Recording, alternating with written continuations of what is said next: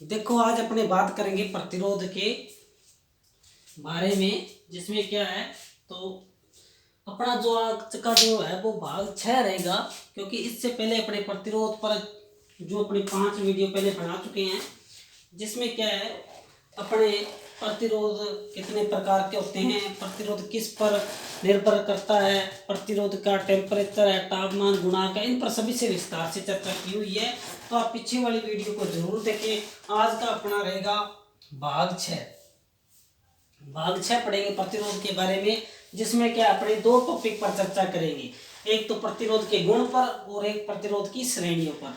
तो क्या आप पीछे वाली जो वीडियो है उन वीडियो को आप जरूर देखें, ताकि क्या प्रतिरोध आपका अच्छी तरह से क्लियर हो जाए।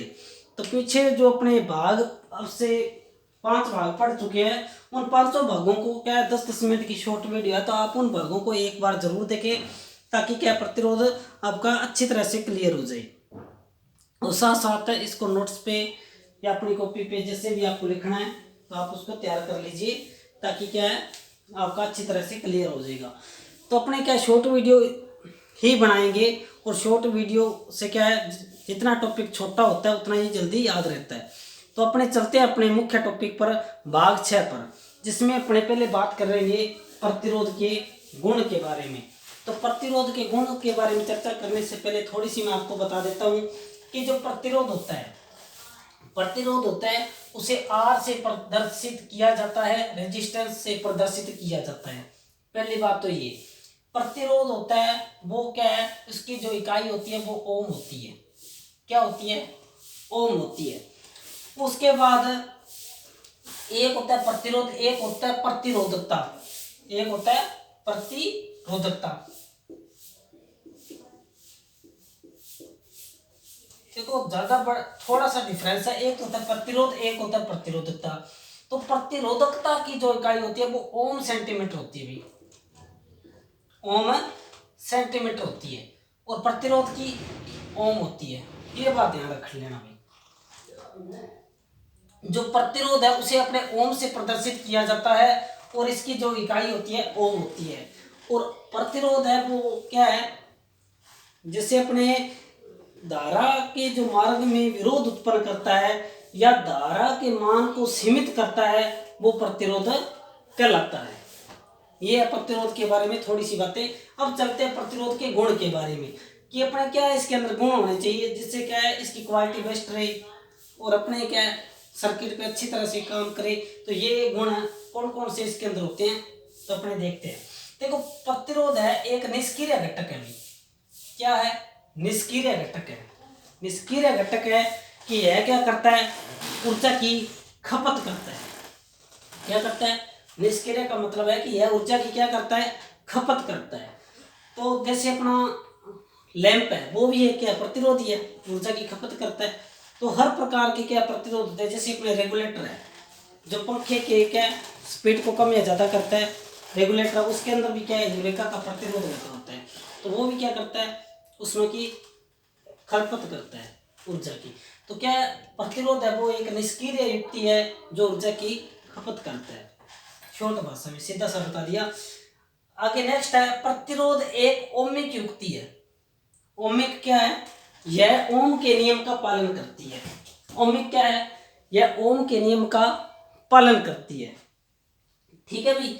और प्रतिरोध की इकाई होती है वो ओम होती है। तो प्रतिरोध भी क्या है, एक ओमिक युक्ति है।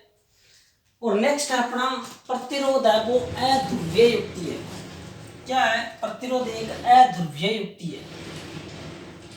अध्रुवीय युक्ति का मतलब हो गया कि ये कोई प्रतिरोध अपना,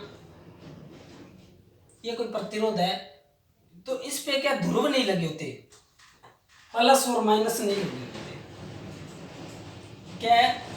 इस पे क्या कोई चिन्ह नहीं होता ध्रुव का, ना प्लस का ना माइनस का। तो यह क्या अध्रुवीय युक्ति है। क्या है? अध्रुवीय युक्ति है। अध्रुवीय युक्ति है तो प्रतिरोध एक द्विदिशीय युक्ति है। क्या है? अगर अपने ध्रुव लगे होते, ये कोई प्रतिरोध है तो प्रतिरोध मान के चलो अगर उसके ध्रुव लगे हैं प्लस और माइनस, तो यह क्या है, प्लस को प्लस से जोड़ना पड़ता, माइनस को माइनस से जोड़ना पड़ता। जबकि इसका फंडा ही खत्म है कि यह क्या अध्रुवीय, इसमें चिन्ह नहीं होते, ध्रुव है ही नहीं।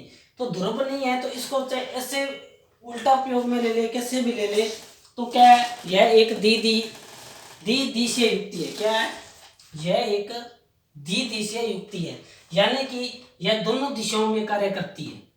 क्या है, दोनों दिशाओं में कार्य करती है। अगर इसके अंदर क्या ध्रुव लगे होते तो दोनों दिशाओं में क्या कार्य ये नहीं करती, क्योंकि फिर प्लस माइनस का हिसाब किताब अपने को रखना पड़ता। जबकि यह क्या अध्रुवीय है, ध्रुव नहीं होते, तो यह एक द्विदिशीय युक्ति है, दोनों दिशाओं में यह कार्य प्रतिरोध करता है। उसके बाद है प्रतिरोध एक रैखिक युक्ति है। प्रतिरोध क्या है, एक रैखिक युक्ति है, यानी कि यह जो अपनी उसमें ऊर्जा की खपत है वो रैखिक रूप से करती है। उसके बाद है प्रतिरोध का आवर्ती पर कोई प्रभाव नहीं पड़ता। देखो अपने एसी की आवृत्ति 50 हर्ट्ज होती है या 50 साइकिल प्रति मीटर होती है, तो प्रतिरोध का आवृत्ति पर कोई प्रभाव नहीं होता। अपने जो भारत की जो आवृत्ति होती है, फ्रीक्वेंसी है, वो 50 हर्ट्ज है। कितनी है, 50 हर्ट्ज है अपने भारत की, जबकि अमेरिका की लगभग 60 हर्ट्ज है। तो प्रतिरोध का आवृत्ति पर कोई प्रभाव नहीं पड़ता, यह प्रॉपर रूप से कार्य करता है सर्किट पे। नेक्स्ट अपना जो प्रतिरोध होता है वो एसी और डीसी दोनों पर कार्य करता है। प्रतिरोध है वो प्रत्यावर्ती धारा और दिष्ट धारा दोनों पर कार्य करता है। ठीक है, मुख्य रूप से क्योंकि यह ओम के नियम का पालन करता है, और जो युक्ति ओम का नियम का पालन करेगी वो एसी और डीसी दोनों पर कार्य करेगी। तो जो अपना प्रतिरोध है वो एसी और डीसी दोनों पर कार्य करता है। अगला नेक्स्ट है, इसके अंदर जो धारा प्रवाह होती है वो इलेक्ट्रॉन के द्वारा होती है। किसके द्वारा होती है, इलेक्ट्रॉन के द्वारा होती है। प्रतिरोध के अंदर जो धारा चलती है वो किसके द्वारा होती है, इलेक्ट्रॉन के द्वारा चलती है। एक और बता देता हूं मैं, जो इलेक्ट्रॉन होते हैं, क्या है, जो इलेक्ट्रॉन होते हैं वो क्या है, माइनस से प्लस की ओर चलते हैं, माइनस से प्लस की ओर चलते हैं।